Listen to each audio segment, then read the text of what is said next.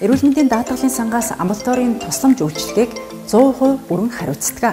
Уг тусламж үйлчилгээнд багтах жирэмсний хяналтын багцын нийт зардал юу багтдаг талаар та бүхэндээ танилцуулъя. Жирэмсэн эмэгтэйн үзлэг шинжилгээний товлолын дагуу хийгдэх эмэгтэй шүүдийн эмчийн үзлэг зөвлөгөө, сорил, оншилгоо шинжилгээний болон холбогдох бусад зардлууд хамаарна. Жирэмсэн эмэгтэйн жирэмсний хяналт хийлгэх лавлгаа шатлын нэгдсэн эмнэлэг, төрөлцсөн мэрэгжлийн эмнэлэг, клиникийг сонгон үйлчлүүлэх эрхтэй. Мөн жирэмслэлттэй холбоогүй боловч эмчийн заалтаар үзүүлсэн жирэмсний хяналтын багцад ороогүй бусад төрлийн тусламж үйлчилгээний зардлыг эрүүл мэндийн даатгалын сангаас санхүүжүүлэх юм а. Түүнчлэн лавлгаа шатлын жирэмсний хяналтад анхан шатанд хийгддэггүй жирэмсний хяналтад шаардлагатай зарим өндөр өртөгтэй оншилгоо шинжилгээ багтсан байдаг.